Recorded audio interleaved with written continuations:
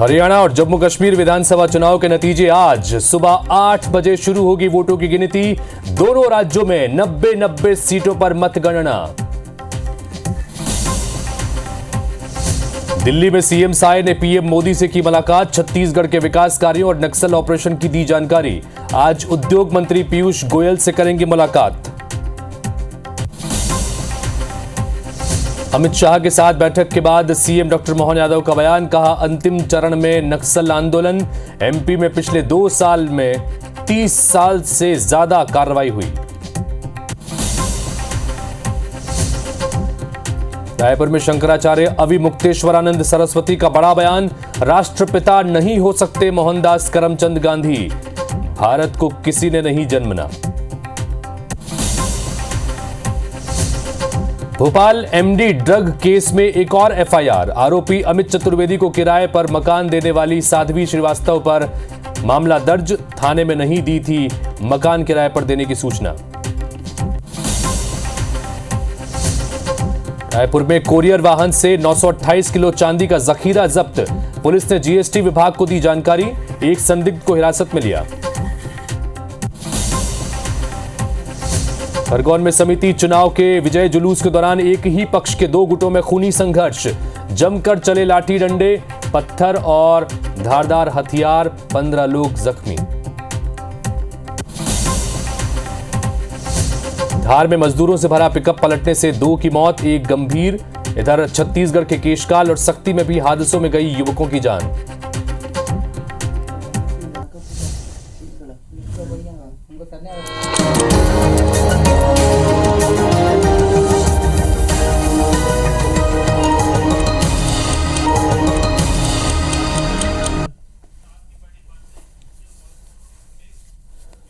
नमस्कार, good morning, स्वागत है आप सभी का। मैं हूं आपके साथ हितेश व्यास। मॉर्निंग प्राइम की शुरुआत आज कर रहे हैं क्योंकि आज का दिन बड़ा महत्वपूर्ण है। 2 राज्यों के विधानसभा के चुनाव होने हैं और विधानसभा के चुनाव के बाद अब आज नतीजों का दिन है। 8 जैसे ही बजेंगे उसके बाद नतीजे सामने आएंगे और आईबीसी 24 हमेशा की तरह सबसे तेज सटीक जानकारी आपको नतीजों की देगा और साथ ही पूरे के पूरा हमारे साथ में विशेषज्ञों का पैनल बैठेगा जिसके जरिए हम उन नतीजों को विश्लेषणात्मक रूप से आपके सामने रखने की कोशिश करेंगे कि दोनों ही प्रदेशों की जनता ने आखिर क्या मैंडेट दिया है। तो सबसे पहले देखते हैं 7 बजे की 7 बड़ी खबरें।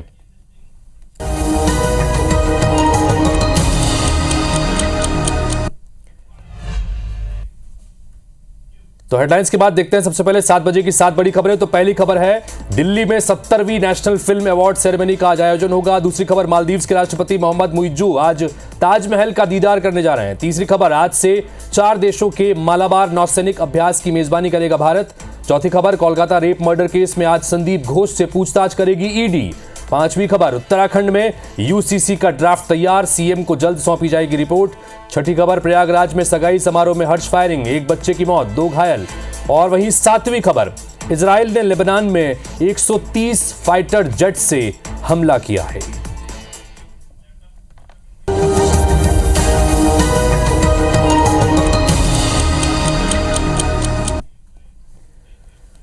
तो चलिए सबसे पहले शुरुआत करते हैं दोनों राज्यों के विधानसभा चुनाव के नतीजों से जुड़ी खबरों के साथ। हरियाणा और जम्मू कश्मीर में जनता का फैसला आज सामने आने वाला है।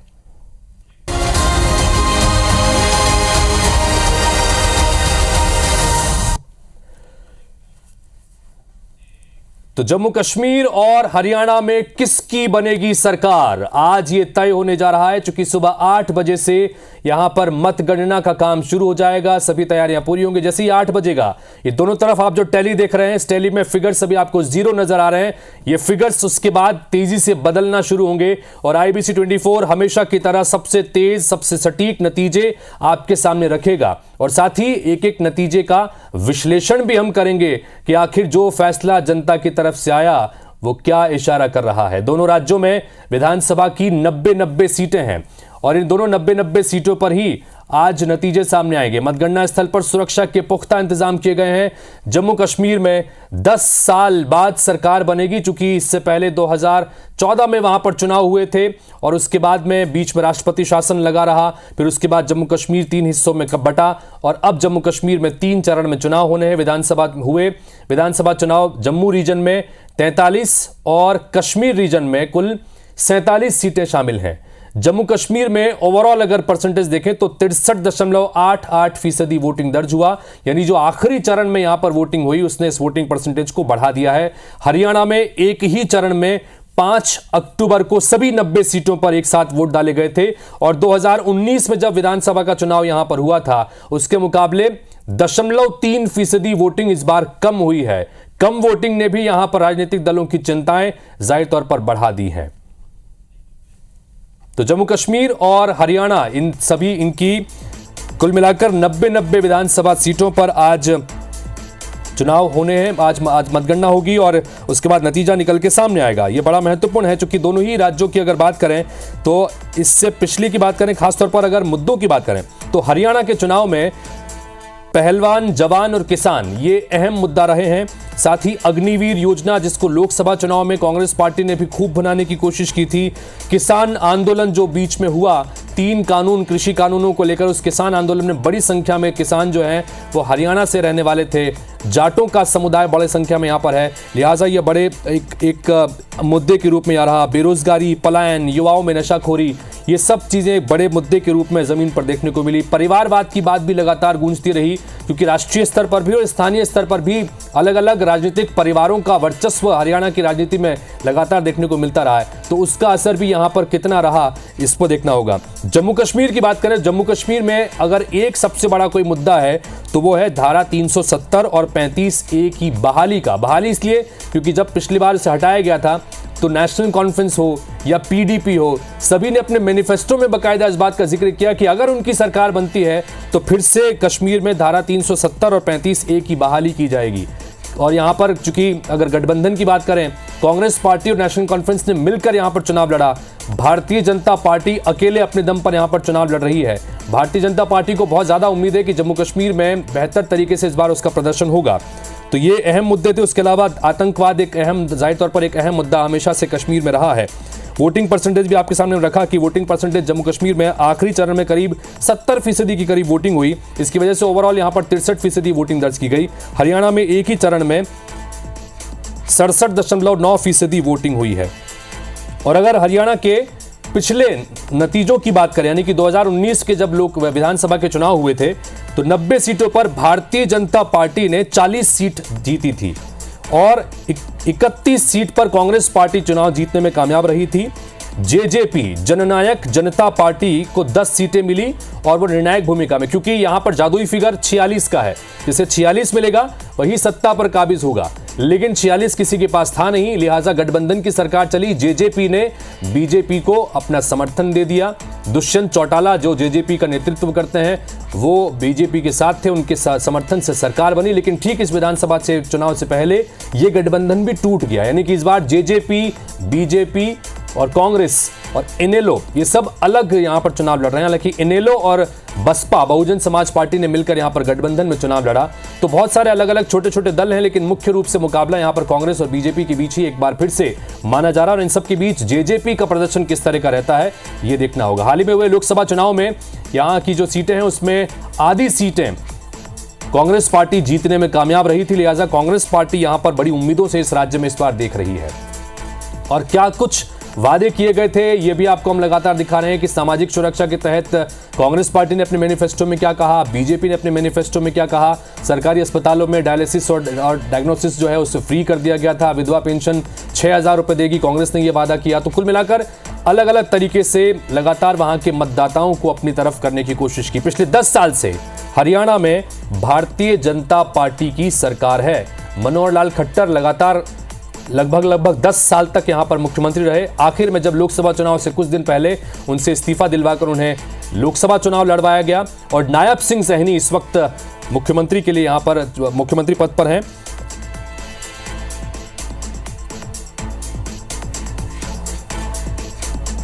तो इन की सीट्स की भी आपके सामने बात करेंगे कि किन किन की सीट्स पर कौन से बड़े उम्मीदवार हैं।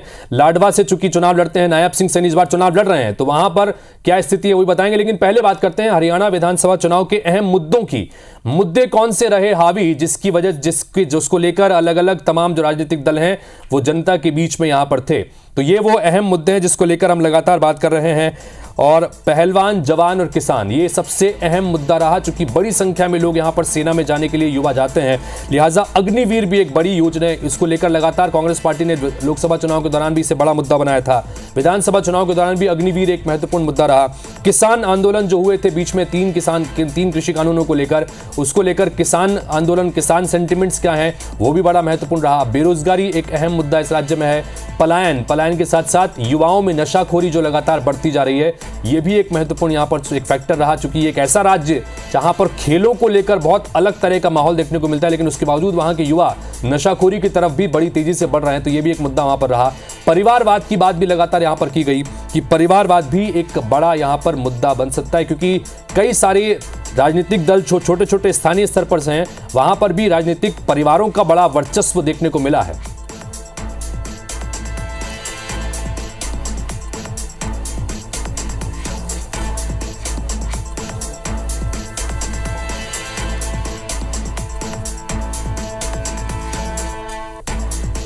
चलिए जम्मू कश्मीर की बात करते हैं। तो जम्मू कश्मीर की अगर बात करें, जम्मू कश्मीर में कुल 90 विधानसभा सीटें हैं। आप इस तरफ देख रहे हैं कि 90 विधानसभा सीटें, और ये फिगर्स आपको अभी जीरो दिख रहे हैं। और थोड़ी देर में जब 8 बजेगी उसके बाद ईवीएम खुलना शुरू होंगे, तो ये फिगर्स जो है अपने अंकों में यानी कि बढ़ना शुरू होंगे तेजी से। और उसके बाद हम आपको बताएंगे कि किस तरह की स्थिति 2014 में यहां पर क्या स्थिति थी, आपके सामने रख रहे हैं। कुल मिलाकर 87 सीटें उस वक्त हुआ करती थी जब जम्मू कश्मीर एक एकीकृत राज्य हुआ करता था। उसके बाद यहां पर इसे 2 अलग अलग राज्य किए गए, केंद्र शासित प्रदेश बनाया गया। तो उस विलास से यहां पर जो चुनाव हो रहे हैं, तो कुल मिलाकर इस बार 90 सीटें, लेकिन जब आखिरी बार चुनाव हुआ था तब 87 सीटें थी और पीडीपी सबसे बड़ी पार्टी उस वक्त बन के सामने आई थी।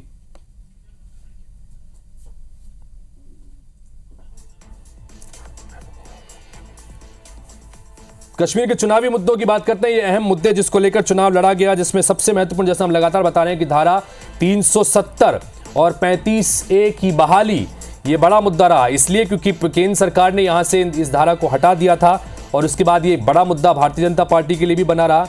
तो वहीं दूसरी तरफ पीडीपी और नेशनल कॉन्फ्रेंस जैसी स्थानीय पार्टियां जो हैं, वो इसको फिर से बहाली का वादा लेकर अपने मैनिफेस्टो में इस बार आई हैं। नेशनल कॉन्फ्रेंस और कांग्रेस पार्टी ने मिलकर यहां पर चुनाव लड़ा है, लिहाजा यहां पर ये देखना होगा कि नतीजे आज आते हैं तो किसके पक्ष में जाते हैं। आतंकवाद कश्मीर में हमेशा से एक बड़ा मुद्दा रहा है। उसके अलावा बेरोजगारी, कश्मीरी पंडितों की वापसी, पाकिस्तान से बातचीत, पब्लिक सेफ्टी एक्ट हटाना, ये कुछ महत्वपूर्ण मुद्दे थे।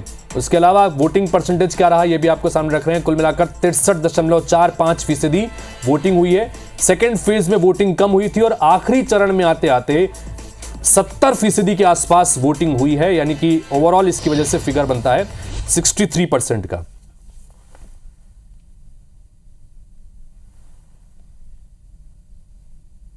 और कुल मिलाकर नतीजों से पहले देखिए, पूजा पाठ का सिलसिला भी इस वक्त चल रहा है। नवरात्र का समय भी है और नवरात्र के समय में ही ये नतीजे आ रहे हैं।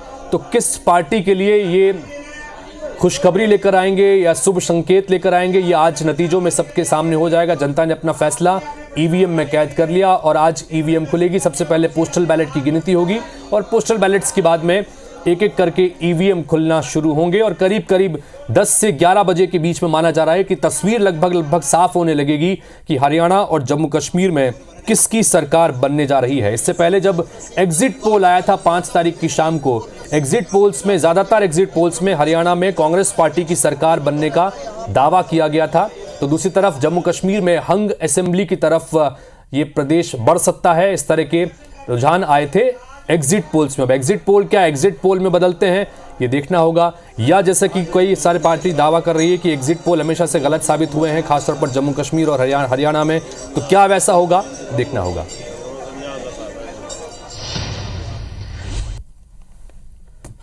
जो सज्जन शक्तियां हैं, जो देव शक्तियां हैं, उन पर मां भगवती का सदैव आशीर्वाद रहा है और मैं पूरा विश्वास करता हूं कि इस बार भी देवीय शक्तियों की जीत होगी और भव्य जीत होगी और मां भगवती जी के आशीर्वाद से देवीय शक्तियों की जीत होगी।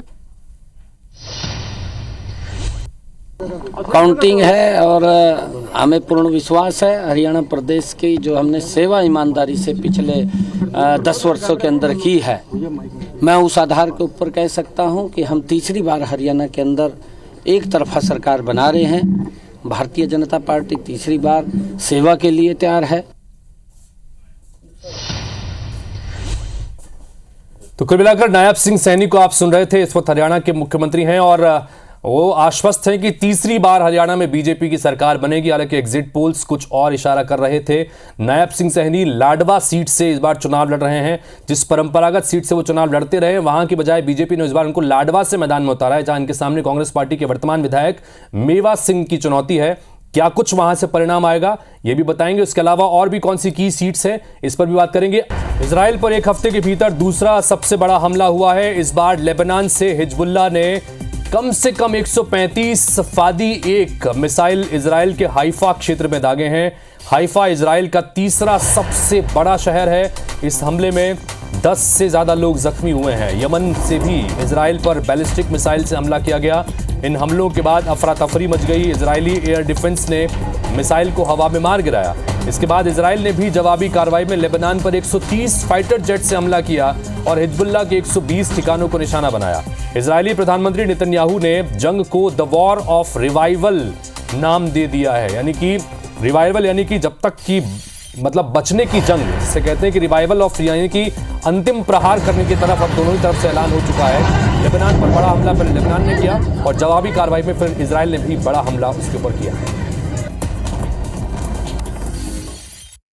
प्रयागराज से खबर आ रही, जहां पर सगाई समारोह में हर्ष फायरिंग में के दौरान एक हादसा हो गया। हर्ष फायरिंग के दौरान 3 बच्चों को गोली लग गई और गोली लगने से एक बच्चे की जान चली गई। लड़की के भाई ने यह हर्ष फायरिंग की थी। 2 बच्चों को अस्पताल में भर्ती कराया गया। करछना थाना क्षेत्र का यह पूरा घटनाक्रम बताया जा रहा है। तो उत्तर प्रदेश से यह बड़ी खबर आ रही है, जहां पर प्रयागराज में शादी समारोह के दौरान हर्ष फायरिंग करना भारी पड़ गया। 3 बच्चों को गोली लगी, एक बच्चे की मौत हो गई।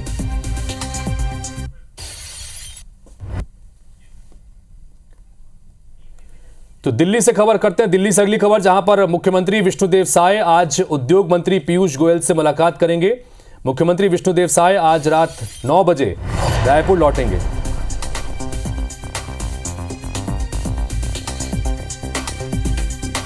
दिल्ली से खबर, जहां पर मुख्यमंत्री विष्णुदेव साय आज उद्योग मंत्री पीयूष गोयल से दिल्ली में मुलाकात करेंगे।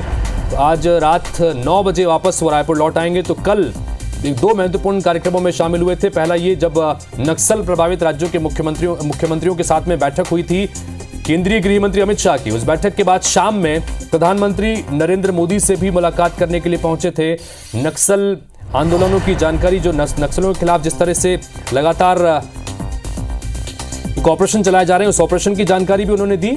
और साथ ही आज पीयूष गोयल से भी मुलाकात होगी। उद्योग मंत्री पीयूष गोयल से इस मुलाकात को महत्वपूर्ण माना जा रहा है। तो इसी के साथ मॉर्निंग प्राइम में फिलहाल यहां पर एक ब्रेक के लिए रुक रहे हैं, लेकिन खबरों और अपडेट्स का सिलसिला लगातार जारी है। आगे देखिए हमर बानी हमर गोट, और याद रखिए 8 बजे से दोनों ही राज्यों के नतीजे सबसे तेज आप देखेंगे IBC 24 पर।